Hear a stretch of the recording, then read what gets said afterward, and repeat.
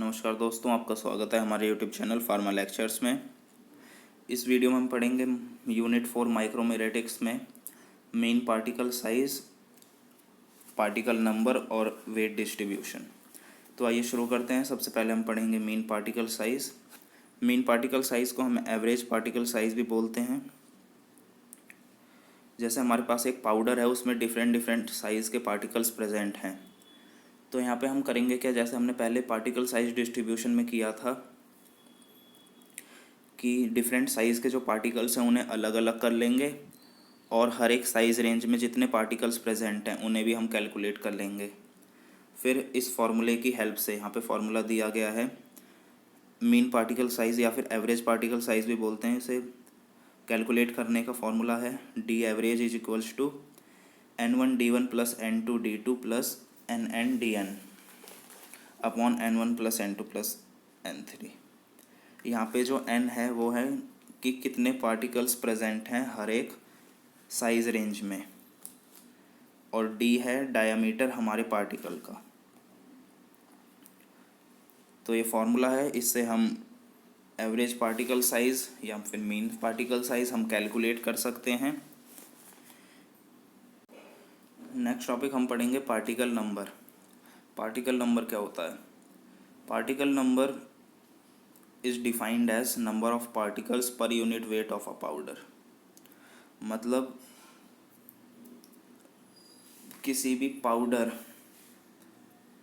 के 1 ग्राम में जितने पार्टिकल्स प्रेजेंट हैं उसे हम बोलेंगे उसका पार्टिकल नंबर। इसके लिए एक फॉर्मूला होता है, कैपिटल N से डिनोट करते हैं पार्टिकल नंबर को। तो capital N is equals to 1 gram of powder upon mass of 1 particle.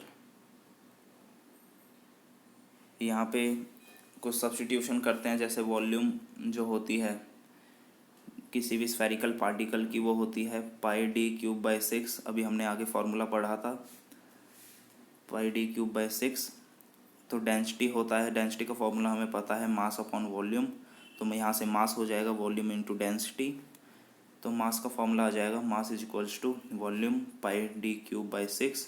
Density को हम रो से डिनोट करते हैं। तो यहाँ हम नीचे सब्स्टिट्यूट कर देंगे N is equals to, capital N is equals to formula था 1 gram of powder upon mass of 1 particle, ये रहा फॉर्मूला। तो यहाँ हम सब्स्टिट्यूट कर देंगे मास की value N is equals to 1 into 6 upon πd³ rho. तो N का फॉर्मूला आ जाएगा, मतलब पार्टिकल नंबर का फॉर्मूला आ जाएगा 6 अपॉन πd³ रो। N है यहाँ पे पार्टिकल नंबर, पाई है कांस्टेंट 22/7, D है डायामीटर हमारे पार्टिकल का, और यहाँ पे रो है डेंसिटी हमारे पार्टिकल की। नेक्स्ट टॉपिक जो हम पढ़ेंगे वो है पार्टिकल साइज डिस्ट्रीब्यूशन। ये हम पहले भी पढ़ चुके हैं डेफिनेशन। जैसा कि हम सबको पता है पार्टिकल साइज डिस्ट्रीब्यूशन में क्या होता है, एक जैसे हमारे पास पाउडर है उसमें डिफरेंट साइज़ और शेप के पार्टिकल्स हैं। यहाँ पे हम सबसे पहले तो डिफरेंट साइज़ के पार्टिकल्स को सेपरेट आउट करते हैं पाउडर से, और उसके साथ साथ ये भी हम कैलकुलेट करते हैं कि हर एक साइज़ रेंज में कितने पार्टिकल्स प्रेजेंट हैं। उसे ही हम बोलते हैं पार्टिकल साइज डिस्ट्रीब्यूशन।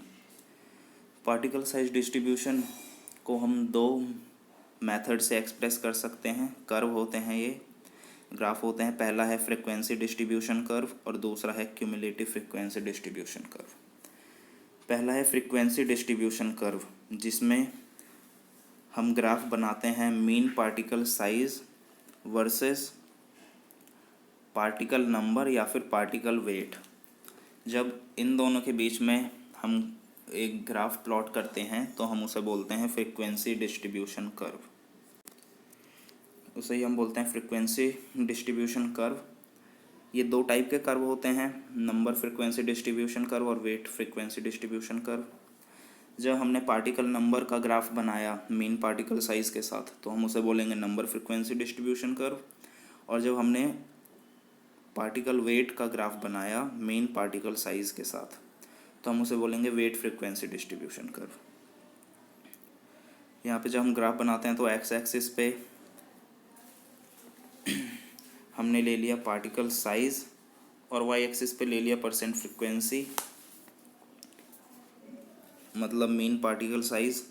जब हमने ग्राफ बनाया तो ये देखा कि जो नंबर डिस्ट्रीब्यूशन कर्व आया है पार्टिकल नंबर का, जिसमें हमने प्लॉट किया था मीन पार्टिकल साइज़ के अगेंस्ट, उसकी जो पीक है, उसका जो एरिया अंडर ग्राफ है वो ज़्यादा आया वेट डिस्ट्रीब्यूशन कर्व के कंपैरिजन में।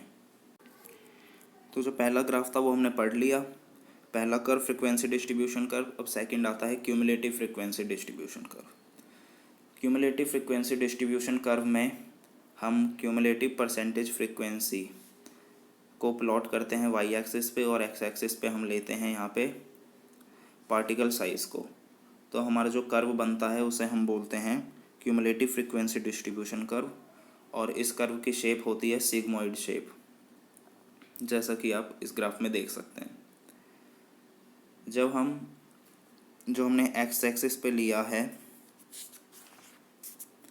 पार्टिकल साइज़, जब हम पार्टिकल साइज़ का लॉग ले लेते हैं, लॉगरिथम, जब हम पार्टिकल साइज़ का लॉग ले लेते हैं और वाई एक्सिस पे रखते हैं क्यूमुलेटिव परसेंटेज फ्रीक्वेंसी, तो जो ग्राफ ऑब्टेंड होता है वो सिग्मोइड नहीं होता, वो एक लीनियर ग्राफ शो करता है। जैसा कि आप यहाँ पे देख सकते हैं, ऊपर जो नीचे वाला ग्राफ, जो नीचे वाली लीनियर लाइन है वो है नंबर डिस्ट्रीब्यूशन कर्व की, और जो ऊपर वाली लीनियर लाइन है वो है वेट डिस्ट्रीब्यूशन कर्व की। तो दोस्तों इस वीडियो में बस इतना ही। अगर वीडियो पसंद आई हो तो वीडियो को लाइक करें, शेयर करें और चैनल को सब्सक्राइब करें। धन्यवाद।